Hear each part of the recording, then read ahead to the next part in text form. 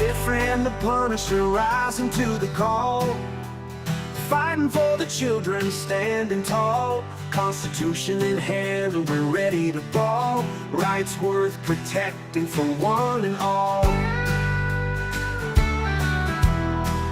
From the podcast waves to every home, teaching us the power to stand alone. Legal knowledge keeps us in the zone. Fight against CPS so fiercely shown. Stand up USA, don't let them fall. Fighting for our kids, answering the call. Our devotion's strong, we won't stall. Freedom's light will shine proud for all. In every town across this great land, voices united, ready to withstand. From city streets to the desert sand, together we'll take a bold stand. Each parent's heart beats brave and true, following the path paved red, white, blue. Armed with rights we'll push on through, for the innocent lives we must rescue. Stand up USA, don't let them fall. Fighting for our kids, answering the call. Our devotion's strong, we won't stall. Freedom's light will shine proud for all.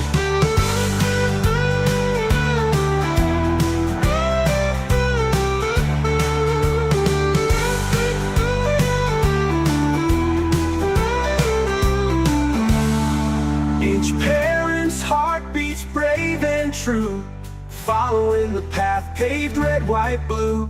Armed with the rights we'll push on through, for the innocent lives we must rescue. Stand up USA, don't let them fall. Fighting for our kids, answering the call. Our devotion's strong, we won't stall.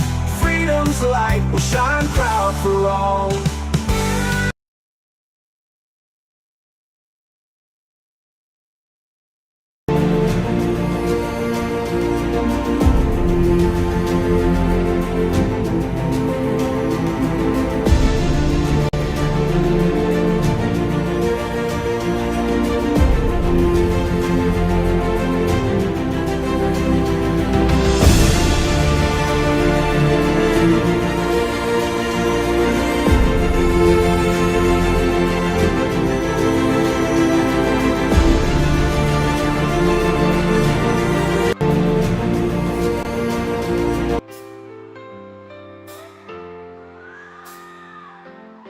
They are taking our kids every day. I shout them in and no one has a thing to say. For those who have been isolated, don't be worried, you have a voice today. So listen up everyone, here is the story. Child Protective Services is real. CPS is what they call it. They want our kids because it fills a lot of people's wallet. We all think it won't be us. We say when they come we will be so tough. It all sounds good when there's no one to take them. But when they come, your voice gets to breaking. Stay calm, step away. CPS ain't taking no one today. We are educated. Stay calm, step away. CPS, you need to leave. I know the tricks up your sleeves. You can't do what you're trying to do. We have done our homework. Don't do a damn thing without a warrant. You no longer will steal our kids this way.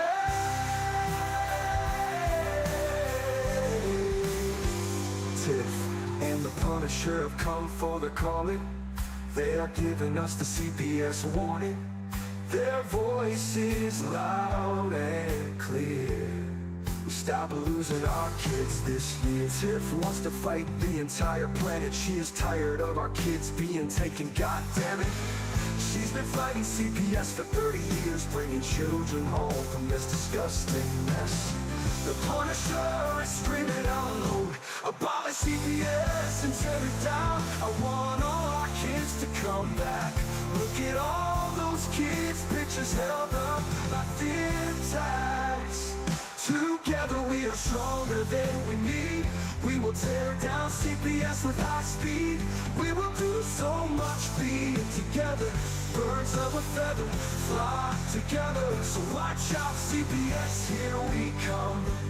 Picking you one by one. We promise to bring back the family and prosecute the caseworkers unhandily. So give us back the kids you have taken. Tiff and the Punisher, sending you all on a vacation. The one with bars in the windows, and the only games you play are on Nintendos. Corruption in courts, here we come. We won't stop until it's done. You judges need to learn what you stand for. This is Tiff and the Punisher warrior, and we cry out to all of you out there. We need support for a cause that many don't care. All children are being stolen way too often. So CPS, we plan on doing the stopping. Stopping.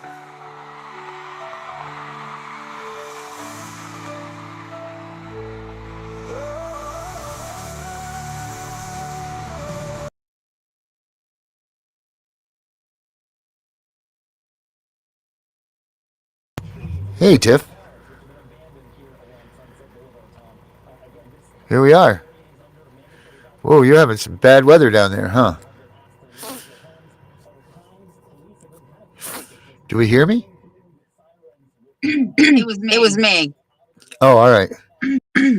How goes the snowstorm and the battle So of the wind yeah, down there? bad weather, cold, no school for the next now third day. Oh my gosh. I miss it though. You know, it's nothing like making some hot cocoa with the kids cuddling up watching a movie. That's not what's happening though, is it? You always have those images in your No. kid. You always have those images in your head, you know, but it's never goes like that. Well, the older one, we watch movies. Like I watch Ice Age, and I watch his movies sometimes with him. Yeah, it's good. Toy Story and those ones. We watched Toy Story 100 times. I tell you what, Toy Story is my favorite. Toy Story is definitely my favorite of all times. But do you know the hidden things that are in those Toy Story movies that they hide away from kids?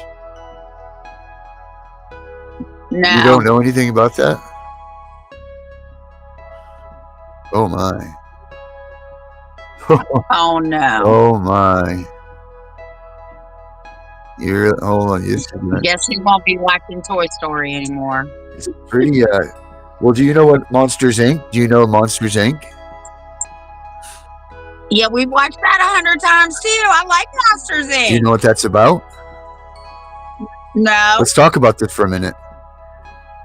Okay. So what is it that they're trying to get when they're monsters? What are they trying to get? Screams. Because screams do what? They frighten them. No, but what does the screams get them? Incentives. And energy, right? That's why they get the Yeah, I guess that's true. adrenochrome. That's what it's all about. Scaring little kids to get the energy from them.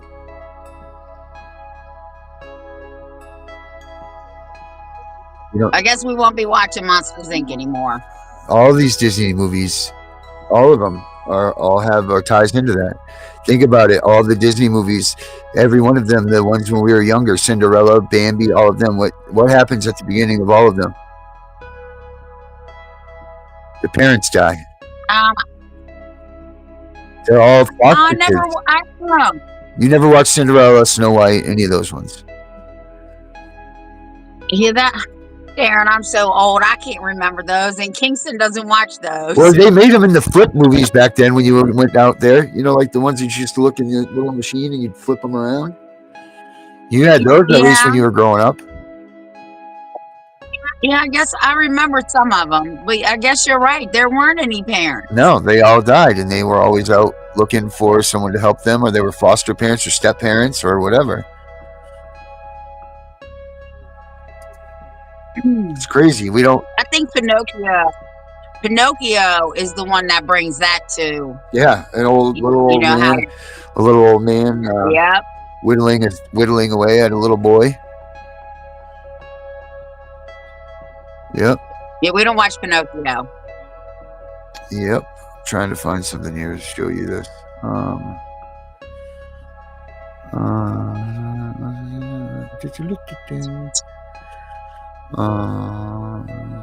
Pixar's more inventive. Let me see here. I'm looking. No, you're fine. Let's see here. My phone here. Twist in the dark monster right there. 2 minutes. I didn't want to spend a lot of time on it. I was just trying to see if there was a quick one that explained some of the things here. Well, that sucks. Well, I mean, there's here 7. Here we go. Let's see if this one has it.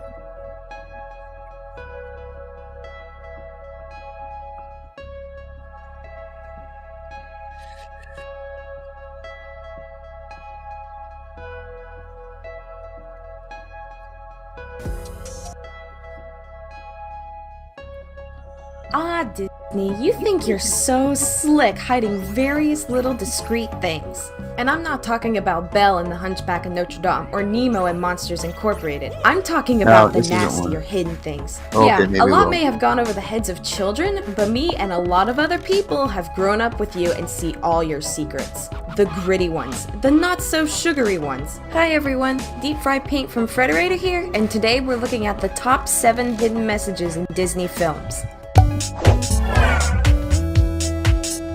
Number 1, Alice in Wonderland, The Witching Hour. Little girl falls down a rabbit hole, discovers smiling cats, smoking caterpillars, and a Mad Hatter. Yeah, I'll have whatever she is on if you get what I mean. One thing that is tiny and kind of easy to miss is when Alice falls down the rabbit hole and stumbles upon a clock that says it is 3 a.m. Nowadays, this means it's time to get off the internet and go to bed, but 3 a.m. is also known to be called the witching hour. This basically means that everything that goes bump in the night is at its most powerful.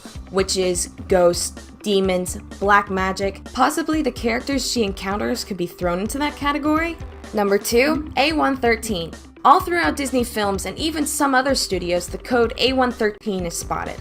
Brave Little Toaster, Princess and the Frog, Lilo and Stitch, Toy Story, Monsters Incorporated, it's almost unavoidable. So what does it mean? Is it a secret code for society to program into our minds subliminally to control us to buy more Disney merchandise? Nope. If it were, why would it also be seen in The Simpsons and Iron Giant? It is basically a reference to a classroom number at the California Institute of Arts. It was there where a lot of famous Disney and Pixar animators discovered their calling. Number 3, Hunchback of Notre Dame, Greek lyrics. Not only is this film religious, but it's dark. I mean, not even 10 minutes into the film, we watch a woman get killed and almost have their baby drowned. Yikes, Disney, chill! This is supposed to be a kid's cartoon. One thing that is obvious is that there are some musical lyrics not spoken in English.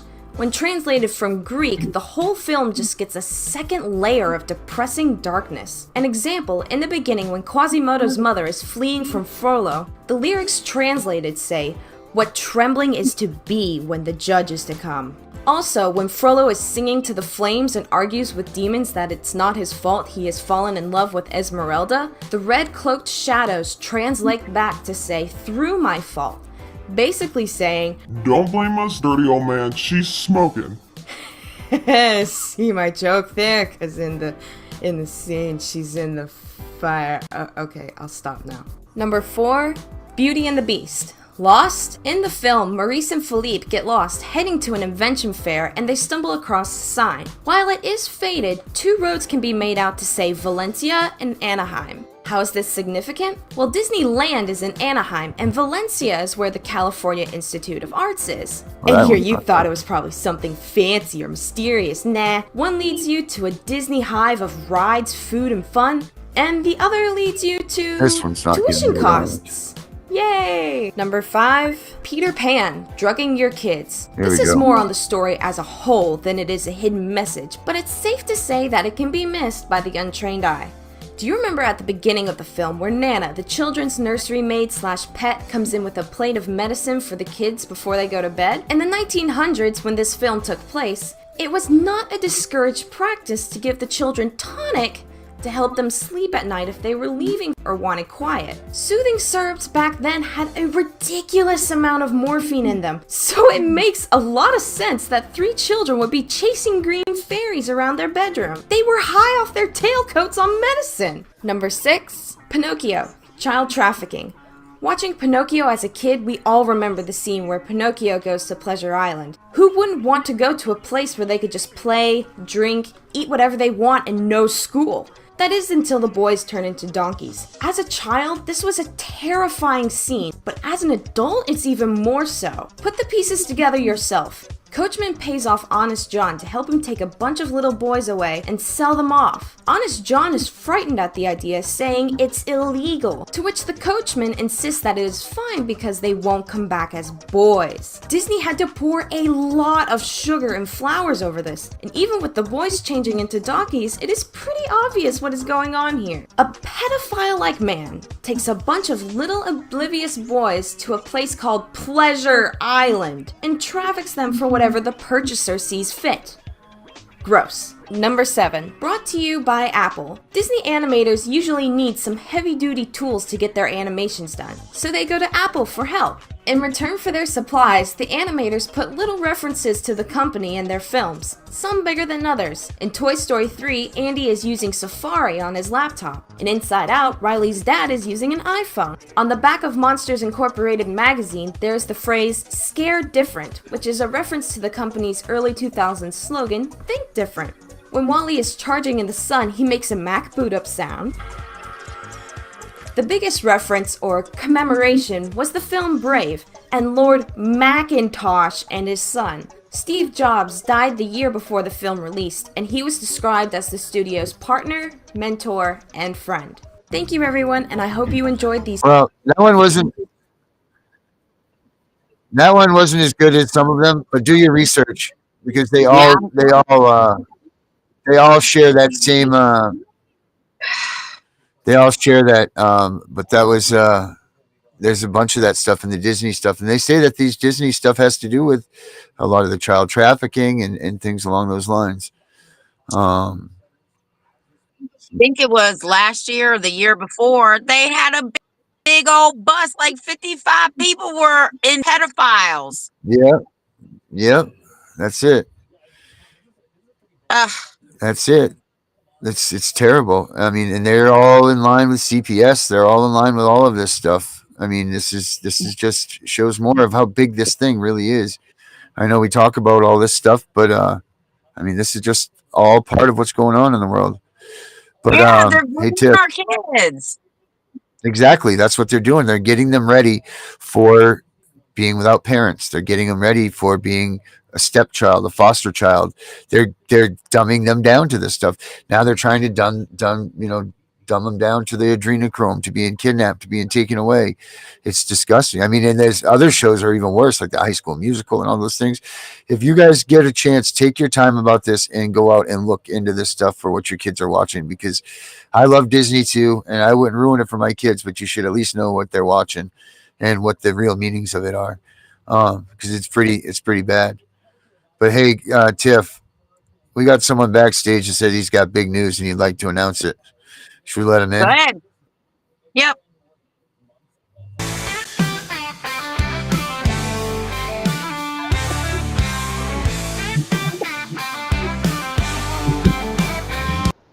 Well, What's up, oh, yeah, Gunner? this up today. I don't know. You tell us. What if I told you that we have found in our legal research and our connections that if corporations, according to federal rulings and everything else cannot be part of government. What if I told you we found the EIN numbers, or we'll say the DUNS numbers, as well as the EAU numbers, including that of your local or state bar association, showing Uh-huh. that it's a corporation, showing that it's involved. But there's one issue. Your judges and magistrate also hold those cards, do they not? And part of a business, showing their connection to that corporation of being a member. But wait, they can't be involved in government. Sounds like we got a huge conflict of interest, and they're Yeah. not supposed to. Hmm. Um, Darren, I think that just pretty much sums up not just going after CPS, but the judges, the lawyers, and everything else saying you had no right to do any of it because you all been doing it for profit and business, and we got your numbers in our Well, big cat. it This is definitely proves that they're in the business for profit. But this Trump proves didn't Trump the other day shut down all of that? Didn't Trump sign a preemptive order saying that all of those businesses there are all to be shut down? there is some rumors of some that's what we call some will call scuttlebutt that was coming around. I think I did send you some of that, noticing, oh well, it's a far thing. Vinny over here and I have been working in the background, and guys, when you understand, when we're not here, this group here talks. We do work behind the scenes. You don't even realize what's going on, including working on this case. So when we come in, we're coming in. Let's put it this way: we're going to make the same statements in our courtroom as our goal as the atomic bomb did on Nagasaki and Hiroshima. We're going to put two suns on your flag. So when we're coming after them, we're coming not after that. We're coming to tear you down and everybody associated with it that is unconstitutional. And we're going to prove it in a court of law. Why? Because this is the only avenue that we have left as we, the people, against these people that are in this position before it gets to that revolution time. And that's historically speaking, because people are going to have enough once their eyes are awake and they realize this stuff, you're done. But to hold them accountable, we can do it in court and we can prove it. Why? You're in it for the business. Here's your numbers. Right here says, and it's never been overturned, questioned, or anything. You got a business number. You're doing business. You're showing profit. You're doing all this other stuff where you're not supposed to. You need to figure that out. That's not my problem, because the government doesn't come in and charge me for this. As far as the federal things, they may have a thing, but you're not paying for the other side or for the judge. You pay a filing fee, and then the judge hears your case. That's why the difference between the way it's structured on a federal level of true, the way it's supposed to be true judge. That's why these lower state judges are a joke, and they're only supposed to be dealing with commerce law and not the people, because it's for profit. Because a business can mediate, which is what the state courts are supposed to. But as soon as they became incorporated and started using business and having a business number, your state did it on its own thing. I mean, the state disqualified itself by getting and registering for those numbers as doing business to ever be a part of government. That includes arresting you, prosecuting you, taking your children. You get where I'm going with this? Charging you Uh-huh. for child support with fictitious numbers. There you go. All those different things. That means that they're held accountable from the day they became incorporated. That means you want to talk about true reparations. That means the state needs to start forking over money. What does that mean for you and I? Both state and local government, on how that does, they're going to have to repay those funds, which means what? They're going to have to let you off of no property taxes for so many years. They're going to have to get you out of state income taxes for so many years. All of it goes away because you're a corporation, but then they lose the ability to have any kind of take you into a court, even for murder. You realize that even some of your criminal cases, this affects not only civil cases, CPS, this affects every single case criminally that they've heard. You were unqualified to sit in judgment because you did it for profit. Whether one aspect was or not, there's still profit there. The state was making profit. You cannot sit in that position according to the Constitution and federal case law. Sorry. Now, is this step that we'll probably take and get us killed? Well, guess what? You want it? Come get it, because I've already got the marks. I've whooped the devil's ass, the death's ass a couple times. We'll go a couple rounds if he wants a rematch. But this ain't going to be like the Mike So Tyson in the last fight. It's going to be the old Mike Tyson that just said, "Mama said knock you the fuck out."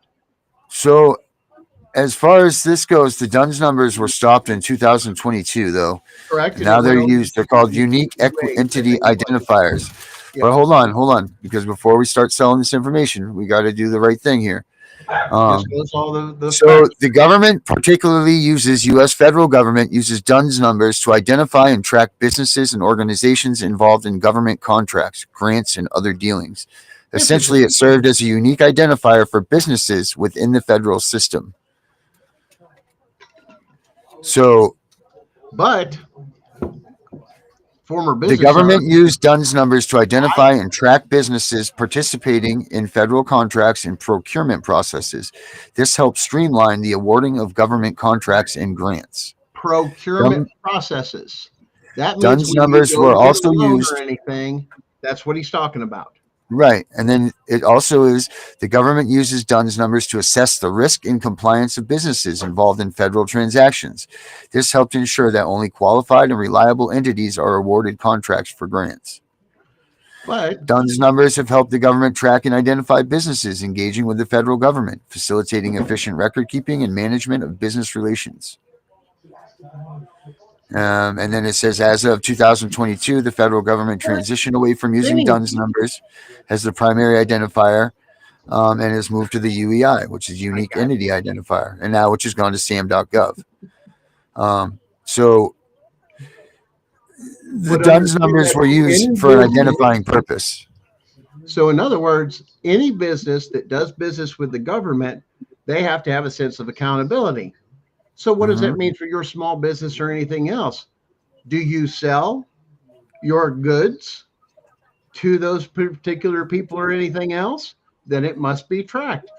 So then, therefore, your private businesses, including your state government, Walmart, Lowe's, small business, all have to get these numbers, not because they're dealing with directly with the federal government, but indirectly because they have contracts to deal with the federal government. Therefore, they have to have oversight and accountability.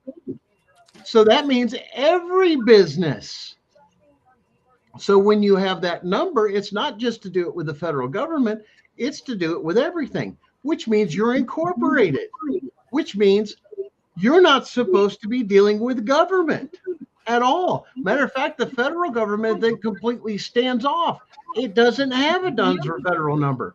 We're the So federal this here says that many states and local governments require a DUNS number to receive state funding, whether through contract, grant, or loan. So they're trying to copy off of the federal government, saying to do government with us, you have to have a number to take and do this. You need to plug into the same system. So it includes everybody. So if the state's saying that, because it's doing business not with that, but it's requiring that of all of its subordinates or anybody that does business with them, that includes the basic taxpayer. Uh-oh. You mean they have to report what they took in taxes and everything else? Yes, it shows up on the spreadsheet, and they get credit for it, just like you and I have got 3 credit agencies that do that. This is for them. What you're talking about is the issue is this. They're doing business and proving they're doing business with those numbers because you've registered as a business by getting those numbers, which disqualifies you immediately from doing business with the government, showing you're a business. So the state is actually reporting to the federal government, we are a business. Then, therefore, does the federal, does it take it that's never been overturned? And corporations can't have anything to do or be directly involved in government. We got a conflict of interest in a huge issue. Now, not just that, your bar association has that. DUNS number, EAU number, doing business. Wait a minute, I thought they weren't supposed to have anything to do with that. Well, great, not the lawyers, but what about your judges, magistrates, or anybody else that's sitting in position of government? Are they bar card holders? If they are, we got a problem. Old Vinny and I just went down that rabbit hole like crazy. Benny says, look at the numbers below that they're talking about. Benny, we've got that site. If you want to look it up, that with that website, Darren, why don't you put that at the bottom of the screen for people to look up their state? And you can look up everything in the state. It lists every business, including government entities, including your own county. Well, yeah, because they have to have them to get government contracts to match them. That's clear. It's like a credit bureau. Yeah. They have to possess a DUNS number so that they can do business. Otherwise, the system doesn't work, right? Because you can, if you possess a DUNS number, then CPS needs to get contractors. We have to have a DUNS number to match. People have been going down this rabbit hole for 1,000 years. Yeah. I mean, what this comes down to is if you're a business and prove you're a business in a court, you're not supposed to be dealing with government is what it says. And if you're directly or your state is a business and it's doing business of conducting courts and doing government processes of over case law, including your constitutional rights and everything else, which is why they say, well, we don't judge on that. We're a statutory court and this and that. Then why are you not de facto to the federal courts on 90% of the things with constitutional rights issues? Because the right to due process is right in there. It doesn't matter. It doesn't matter what judge or magistrate.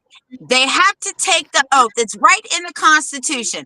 I don't give a rat's ass what they say. They're in violation of the Constitution because when they take the oath to be a judge, it says, I, Judge Tiffany Wise, I support and uphold the United States Constitution and the Constitution of Virginia, period.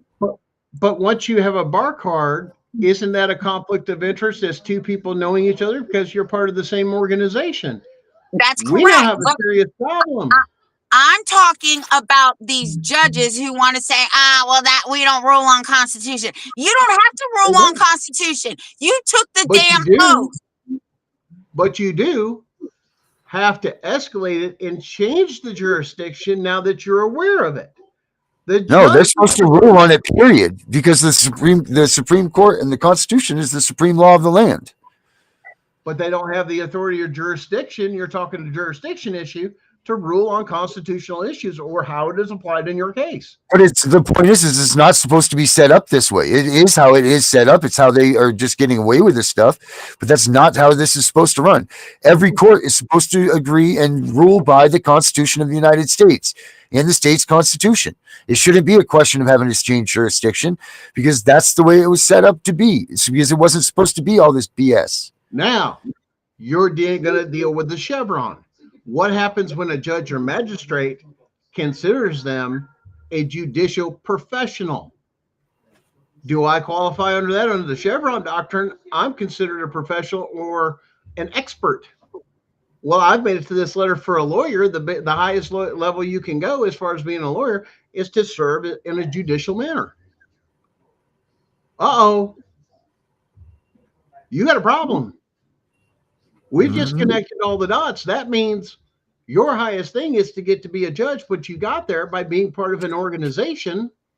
And yet alone, how many of them still hold on to their bar card instead of saying, I'm a judge now, I'm no longer in practice, private or publicly. Here's my license. I'm not practicing law. I'm determining law. I'm a judge now. Yeah, but I have a bar number and I'm not a lawyer. Well, yeah, like I said, but are you? But I have a bar number. I'll show you my bar number. I have a bar number. I'm not in practicing lawyer. I'm in law school, but anybody can go get a bar number. You can go ahead and get one online. Mm-hmm. But the question then becomes, it's a conflict of interest because now this club or organization you're part of. Well, the only thing that the law states is that you can't be a practicing lawyer, correct? Mm-hmm. So that just means that they have a bar number. I'm not a practicing lawyer. I have a bar number. Yeah. There is no license to be a lawyer. The bar, nobody can get a license to practice law. There's no such thing. Well, you know what I'm saying. Right, but once again, that's why they go against it, because it comes against the fact, you're practicing law without a license. No, I'm here pro se on my own interest and how it has directly affected me. One, it shields them from a... Well, wait a minute. Let's talk about this for a minute, because you know what, Tiff? But the rule is that you can't practice law without a license, right? So what does that mean to what does that mean then if there's no license? Because there is no license. You're right. The only thing there is you got to take your JD, right, or whatever. You take that exam, and then you can either get into the bar or you don't have to get into the bar. But then you can't be a practicing lawyer in most states, right? Well, listen. You can never, ever, ever be charged. Nobody can be charged with practicing law, and I'm going to tell you why. It's a catch-22. Because we, the citizens in the United States government, is what we are. We're supposed to know the laws. Mm-hmm. We're supposed to be able anytime. Well. So how can anybody be charged with practicing law without a license? I don't know, but that's what they did to Rick Martin. Okay, then you know what Rick Martin should have done? Because the bar requires of the state, it does have a licensing. Matter of fact, let's talk about that licensing. Each state has a license to practice law, either privately or publicly. You can look into that. Matter of fact, you can catch people involved in your case because of that, because they went from serving, say, a private lawyer into CPS. That means they have to have both licenses in your state. So that means it has to turn around. That's why a lot of them can't go to federal court. They don't have a federal license. That's the whole point of it. That's practicing without, a law without a license, is because it pertains to the attorneys, not to the people. Is exactly, I think, where Tiffany's trying to get at, is saying, yes, if you go in it as a profession to collect money to represent somebody else, hence that term, a business transaction is done of saying, I don't know the law enough myself or capable of doing that. I need to hire somebody to help me or represent me in the thing, which is why they tell you to be quiet in court. You have an attorney. That's exactly why you've hired somebody, because you're not competent or don't feel competent enough to represent yourself or know the law enough. That's how it works. But yes, there is two different licenses. You can look at that. And there's some people in case laws that we've looked at to where they've even challenged the attorney from CPS and everything else. Your Honor, we ain't even supposed to be here, and let them. The only way you can get licensed is to pass the bar. That's it. Yeah. Which the bar is supposed to, it's just an organization. Yeah. But once again, why is corporation getting involved in a process that deals with government processes or government? My point is, we are the government. As far as private practice, I don't have a problem with that. Absolutely have some things in a private practice. But when you cross the line and you sit in that position of authority as a judge or a magistrate, that no longer becomes an issue. Is that bar? It's like removing yourself from that. I'm now this, and I can't be this again. I can't interfere with those two. That's where it came from.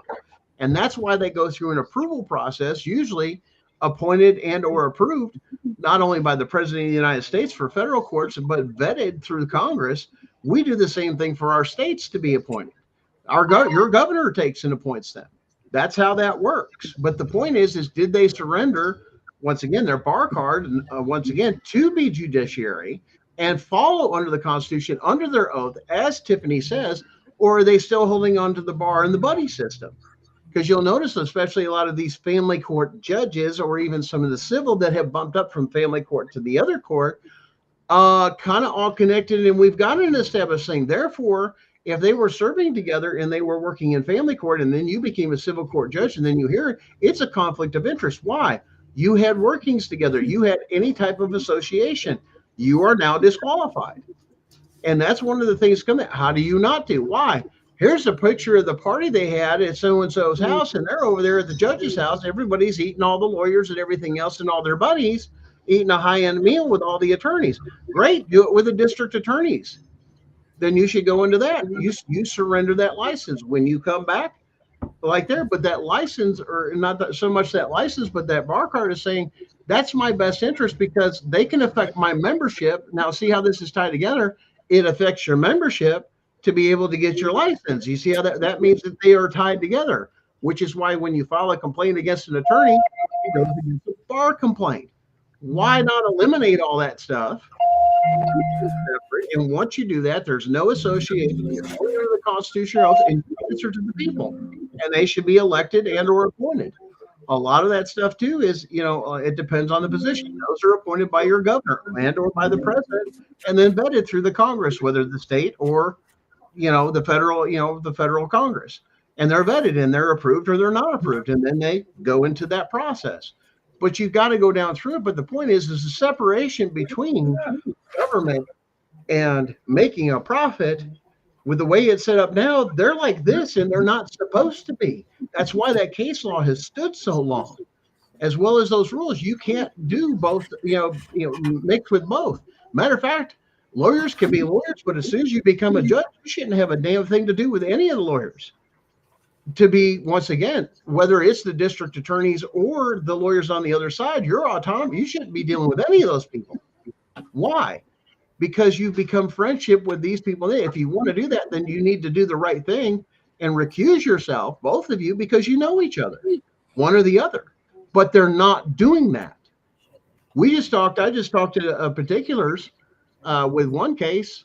I'm not going to mention the name, but his attorney will say, and the district attorney are all part of a particular club, and they hang out together. But neither one of them filed with the court to turn around. Your Honor, there's a conflict of interest. We know each other. That's a problem. That's not supposed to happen, but it's happening. And there's first of all, the conflict of interest has to be a financial one, doesn't it, Tiff? Doesn't it for them to be a conflict of interest, they have to have some sort of financial investment together that win array. You can't, there's no way that you're going to stop people from being friends.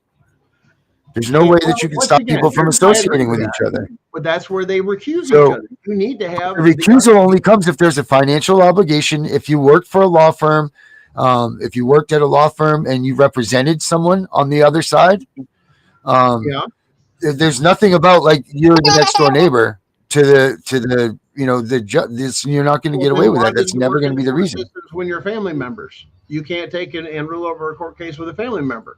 That same rule has been applied to those. I don't know if that's necessarily a rule or not. I've never heard the reasons for recusal of that being that's under common law, to where they're filing that under common law, to where they're saying common law doesn't exist, but they're acknowledging that part of common law. I don't know. I mean, that's a serious question, but it becomes a question for a federal court to ask, Your Honor, what do we do as we the people when everybody's together and profiting from these businesses, from your sheriff's office, from your DA's office, from CPS, and they're all working together? Basically, it's a RICO case, and nobody's independent. Everybody's buddy, or you're worried about, once again, lawyers have to watch out what they do as far as professionally, and here's why, and every lawyer will tell you this. They got to watch what they do, because they may have to come back in front of that same judge, or, and that's an issue, and that's a conflict of interest. Why there shouldn't be, why that judge should be arbitrary. He should be aside. He should be separate from everything with no contact. It makes it to where it's like what Lady Justice says it's supposed to be, blind. I don't know. Okay, hold up. Here we go. Civil law countries still have significant disqualification privileges, whereas common law countries such as England went in a different direction where recusal was required less often. This includes the United States, which inherited a system where only judges with a direct financial interest in a case has to recuse themselves.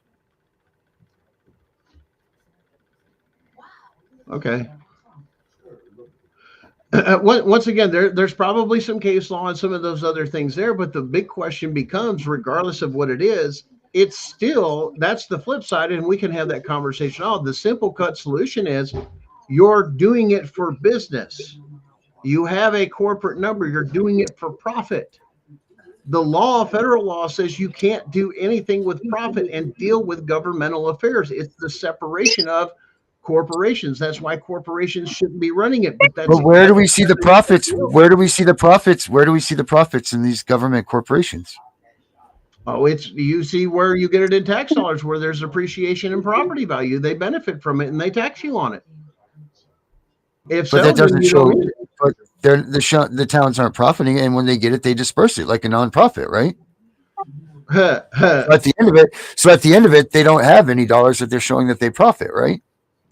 Okay, then why is there a record not based off the gross domestic product of each state, but there's record numbers to where they can rank each state based on its wealth? Because the state needs to make money to function. So the state still has to do business. But once again, function, yes, it still has to, and we do business. But one of the things there is should it be doing business and being involved in government, because there's supposed to be a sense of autonomy, because the oath is to the Constitution. So there needs to be a separation of powers. Now we're going into something we understand. You can't do business and basically be doing governmental things. You can't do both, is what the law says. You just can't. If you need to do that, then you need to set up a corporation that handles this for them as a independent subcontractor. But you're Well, using that's the thing, is that they don't want to have a third. That's why they're getting rid of the DUNS numbers and going to that UEI, because they don't want to deal with third party situations. They want to handle the business themselves. They're trying, but once again, that doesn't negate anybody. If I do business as a former private business owner, I had to have a DUNS number and an EAU number, both. Right, Matter to of do fact, business with transferred them. over. It was required, whether I did business with the government or the state government. If I was just doing it with private individuals, I still had to have it, because they were using it as a form of, as you said, credit system for businesses. Therefore, every business has to do it. It's not just a government entity. It's the fact that any business that's doing business, even though I never do business in the world with the federal government or the other, I shouldn't have to get that number, right? But if you do anything out there, you have to have those numbers to open a bank account, to do all these other things. You not only have to have your FEIN number, but you've got to have a DUNS number if you ever want to do any transactions, such as get any type of credit with any other business. Why? Because those businesses do business with state and federal governments. There's the issue. You've now all entrapped us. That's called entrapment. You've now caught us up, even though I don't. You're required to keep that information. Therefore, anybody that you do business with all has to have this number. Why? Because it's your credit. Because when you do a business, it doesn't do it off your personal. You get an FEIN number, and then it goes off of that number. Now you're trapped in that world. That's one thing I can tell you as being a business owner. There's no way, if you run a legitimate business, you have got to have that FEIN number and listed as a DUNS number. If you want to do business with the government, yes. Whether I do business with the state government or the federal takes 30 government, days, it's free, and it gives you the benefit of getting those things. Why is that a bad thing? Why is it a bad thing to keep track of a record of making sure that a business isn't a bunch of drunk assholes showing up at the job, and that they have to uphold a certain standard to work for there? Why is that bad? Yeah. I'm not saying that they have to have that standard, and there should be a set of checks and balances to deal with them.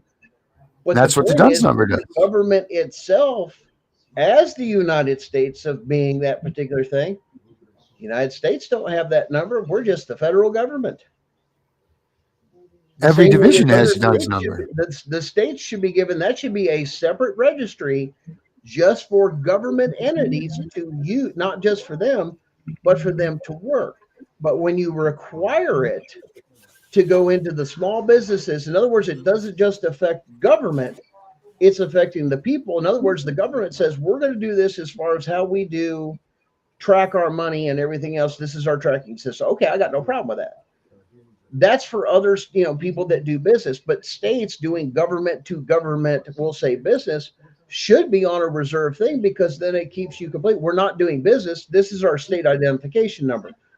But that's different than a corporation number, because to be on those lists, you have to be listed as a corporation or a business. And the law is very specific that says if you're involved in business, you cannot be involved in government. This is something this is one of the questions that I'm saying the court needs to answer, because there is a conflict there. All of the forefathers had businesses. Yes. I'm not doing that. I'm not disagreeing with that. And there's some people that voted that were, because maybe he was at the ports, he voted a little bit more towards, I'm a business owner and I'm this and I'm that. Great. But the problem is right now, that's not coming on that. That's coming in the form of lobbying. Pay me money to sway my vote, not what represents the people or the best interest of the people that live in my constituents or my thing. Why? When was the last time you had your senator in your home? When was the last time you had your local congressman from, we'll say, your county or your district ever take and say, hey, we're doing a public forum. Hey, we're doing this. We'd love you to come out and have dinner together. Get to know the person. Why? because then that's how you express your stuff, not just in your simple thing of, hey, this person takes in kind of represents some ideas, I'll just vote for them. That's what the idea of representatives. But then the question becomes, for me, is with technology, do we even need those representatives anymore? Can we not just do it off a popular vote to where everybody votes just based on each individual topic? Because we don't need representatives because of modern technology. We can vote ourselves. We don't have to send representatives because we're dealing with a form of communication. I think that would be But see, the thing is the Constitution is the one that gave us the powers to elect officials by a popular vote to represent us as a unit. That's in the Constitution. We've already chosen to do that. Well, once again, how many of us have a direct way to reach our elected officials? They have a phone number. Yeah. We can find every one of our Congress people. They have a phone number. Yeah. How many of them actually return that or an email? Ever tried We to just do had that? we just had a senator on the show. I know that none of them are answering. You're absolutely right. They don't answer to the people like they're supposed to. Absolutely. They need to be better at that. Thank you. That's exactly what I'm saying. We have an issue. I can't reach out. When we went to reach out about a lot of our stuff, we reached out to law enforcement, to our senators, to this and that. And we got generic dummy. Yeah. Did they respond? No, they wanted to put you on your newsletter to turn around and do this. No, I don't need that. I need to talk to you about something that's going on in my district or in my area or something like that. And they're not accountable. They won't answer the phone, or they just don't care. You can't take half this stuff with CPS. I mean, I don't know how many of you, when you've had stuff like them breaking into your house and Fourth Amendment violations, I went to local PD and the sheriff's office, and you know what they did? They buried it and they did nothing. They didn't even investigate the fucking crime. That's dereliction of duty. How do you keep them accountable?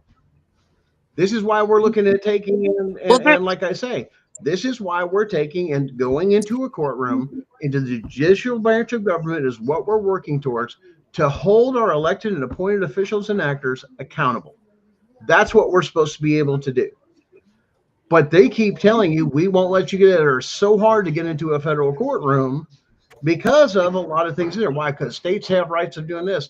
They have the right to break the constitutional oaths and all this other, because that's what's happening in family courts all across this thing is oath violations, Fourth Amendment violations, 14th Amendment violations.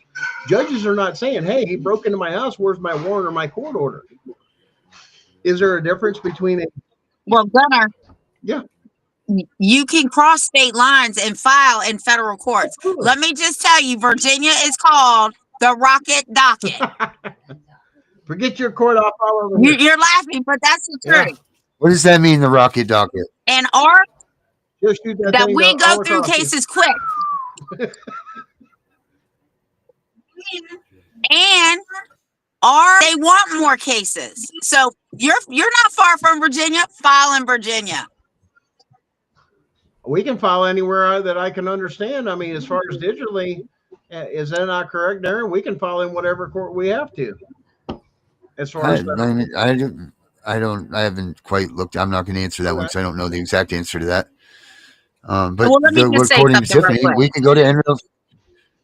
You can go to any state and file. Okay. There we go. There's our answer. Well, Fourth Amendment is very clear in almost every. You guys see it on media sources of them even using police to steal children. No court order, no warrant or anything, and nobody wants to take accountability in the state or federal government, which is why this case is coming together, because there's no oversight. Nobody wants to take responsibility for the actions of this particular subcategory of what they're doing, because as soon as they get to the state, they say, well, they're under the supervision of the Department of Human Services, under the U.S. government, or the Department of Family Services Division. Okay, they should be under their authority. Then the federal government goes, no, it's done state, which is why it's done state to state, and you don't go into a federal courtroom. So it gets kicked back and forth, and they have that, we'll say, ping pong or tennis effect. You see what I'm saying? Where nobody wants to take accountability until the people hold them accountable and get into a courtroom and go, I want a fucking answer of who is accountable. Well, here's the thing. Else, because here's the thing. They've crossed the line that they've published and even practice that they have a right to violate your constitutional rights, your 4th, 14th Amendment of entering the home illegally, almost not, we'll put the percentage, I'll put it at 98%. Okay, so the Supreme Court of the United States has already ruled, said that that CPS workers have to follow the Constitution. Period. Yes. But how many? And not that, Gunner, you made me forget what I was going to say. But you're right. They violate it all the time. Get ready to light that bottle rocket. No. For I'm trying to deal with him and listen to you guys. So the conflict of interest, I want to get back to that. A state cannot be a witness against you. That too, yes. So there's already a conflict. Yes. It's already a conflict. But once again, till we get it in the courts and we get the rulings and we get the enforcement that we are required to have and should be happening, is not happening. So what do we do is the question, because that's the question you're going to have to ask the thing of. It's going to get to the point that people are going to have had enough. We're going to exhaust every effort as far as nonviolent till it gets to the point of a bunch of people get educated and realize their rights are being violated and this, that. As a matter of fact, even under the Constitution, let me be clear, under the Constitution, what does it say? If tyranny comes over and takes over, it not only becomes our obligation, it becomes our duty to replace them, even with the things of violence. That's why it's in there. Oh, that was what I was going to say. Am I ensuing violence? CPS. That's not what I'm saying. CPS, go Tiff. CPS falls under executive powers. Yeah. Do not let them tell you any different. They are under the executive powers. Which is a conflict. Which means what? Because it bleeds over in the court system, which is the judicial. That's a mixture of powers. We have an issue. You can't have executive powers and be working for the judicial branch of government. That's a conflict of interest.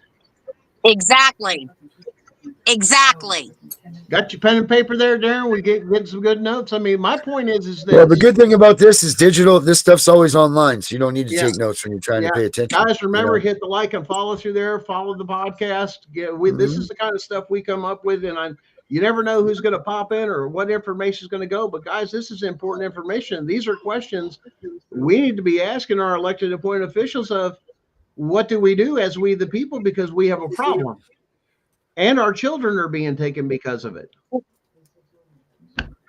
And the government or CPS cannot say that they're not included in a federal agency, because you have to be some part of a federal agency to collect the federal funds that they're matching.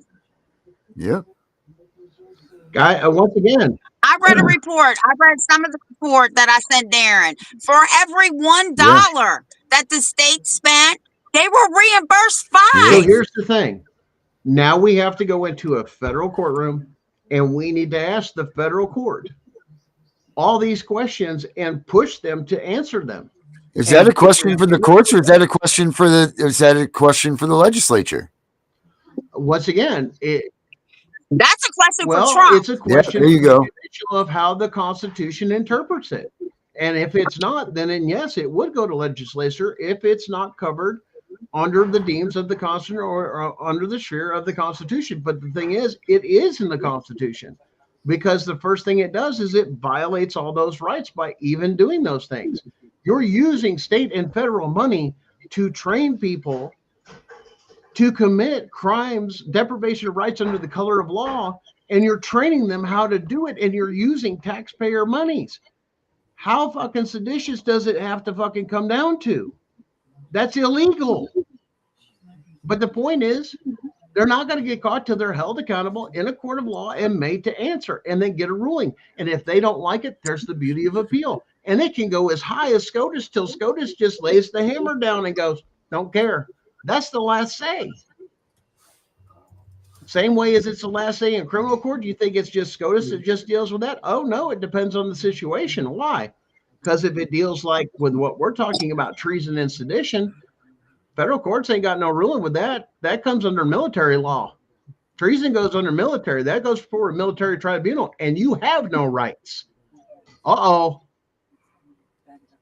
You mean all you people were doing this and RICO and everything? That's right. It's not going to go to a federal court when it comes to the criminal side. It will go to a military tribunal as far as each part they have. That's exactly why Army CID has been doing it, but they have to have it entered in the particulars with what it is. Army CID is fully aware of our case, in case you people don't know. And I think Darren's aware of this too. Army CID is watching us because they know what we have and what we're collecting. And they're waiting, because as soon as we have enough to where even the courts turn around and go, treason and sedition, and you've used those words in a courtroom, and here's the evidence of it on the case, that's enough to get a military tribunal. And you may end up with a one-way ticket. Even if you're a caseworker, you have the possibility of getting that one-way ticket to Guantanamo Bay, Cuba. So you're going to get a nice, warm, sunny vacation, but it ain't going to Hey, what's up, buddy? Oh, geez, we're way past. Oof. Guys, we are way past. Listen, I know I started a rabbit hole, but guys, the other thing I want to take and say, and I'm going to repeat this, I'm going to jump in on Darren's later show. Guys, we need some help and some researchers to help us run these rabbit holes, because a lot of times we have some great ideas, but gathering a lot of that information is what takes up a majority of our time, and we'd love to have some people help us. Reach out to me, reach out to Darren. I'd love some personal assistance as far as running down those, gathering the case law, and then people like myself, Darren, Benny, and some others all collaborate on this, because we're building that case to ask those questions, have the case law, have the evidence, and gather all those things, and and help us keep it organized. Because you got to understand, when we go to take and have this case, it's going to be a full courtroom, and everybody, the entire country will be watching. All 50 states. So when your state's going to be on there being cross-examined, your governor, your attorney general, your sheriffs, and everything else of going through why, and they're going to tell you, just like, in my state, the first rule that they have is when there's a crime with a child, you call in CPS. Why? They are not law enforcement. What gives them the authority to even investigate? Because they don't have an oath. Well, do they have an oath to the Constitution? No. Do you see where there's a problem here? Now, let alone let me expose all the crimes they've done with what they've done under the judicial branch, acting like law enforcement without the power of law enforcement. Because here's the thing. They've already printed the fact that they can violate the Constitution and come into your home and question you. And let me make this clear. That's for every single entry requires a new warrant or court order. A judge cannot issue a blanket on that in any state. That's already been ruled on. In other words, for the entire time that you're involved with CPS, they have an unlimited access to your home. Federal case law specifically says you are required for a court order for each and every visit in your home, or the ability, once they cross that threshold, it has to have a court order properly signed, sealed, everything else by the court, and recorded by the county clerk by law. But you contract with them, so then it's not a revisit. That's the problem. But that's how you take it. But guys, love you guys. We'll see you on the Late Show. Guys, tune in, spread the word. Don't forget about every Sunday night at 9:30. We have Gunning for CPS. This is the kind of stuff that we're running down rabbit holes, as well as healing. This is what we want to do. This is how you stay connected and get yourself educated. We'd love to connect with a bunch of other people that are doing this, advocates, this, that, and see what we're doing and understanding what we're doing, to understand we're going up against them and we're taking the fight to them, and they're done. Because here's the thing that's going to scare the hell out of them. We're going to file it pro se. And they don't know what to do with somebody that's pro se, because they don't know who you are in the courtroom. They don't know whether or not you know their lawyer tricks or anything else, or you turn their lawyer tricks right on them if you do know them, and that really messes them up. Because they're going to here's the thing, they're going to underestimate, as they always do, the American people. And the one thing that the Americans are, and it's what we're known for doing. Guys, love you. Check out this the Late Show. I'm out. Peace out, Gunner. Well, that's a nice visit by Gunner. So don't forget to check out the Disney movies and all that good stuff either. Yeah, I'm going to do that because there's no school again tomorrow. All right. So, hey, me and Tiff will be back tomorrow, so we'll be here then. Tiff ought to be hair frizzled and crazy by then. Good luck, Tiff. See you tomorrow. We all want to stand for our freedom, but nobody wants to do it today. Can't you see time is a waste and the Constitution we love is fading? Make no tread on the reality, or the USA will be the next casualty. We are here for freedom, those we will protect. Unite for the values we cherish, but watch everything perish. Our men have fought for our freedoms, many women have too. Their blood spilled upon the ground, with the news many frown. They paid a price that many won't pay. Now we are letting the cause fade away. The graves are being neglected by the actions of so many deceptive. The freedoms they fought for in every world war, conflict or mission, so many stayed behind signing petitions, while those who wait dying were there to protect them. It's time to wake up in the USA. We are all slipping away into the darkness we once ran from. It's getting worse every day. Now they are taking our children more and more every day. No soldier ever fought for taking our children away.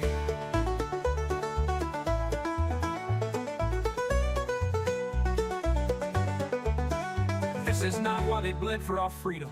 They didn't die for some cheap pay. We all need to come together, fight this corruption, and it starts today. We need to wake up America, go back to parades, remember true family values, laugh again as children play. These are the things we fought for, 200 years strong, but now we're losing all of this. Don't tread on me does exist. So rise up and be strong. We don't have to go along. We need to push back now, like our forefathers did. It's time to bring back the way it was, when families lived together, all that mattered was love. It's not always easy to take back what they have grabbed. With all of us together we can do it. Two loving children,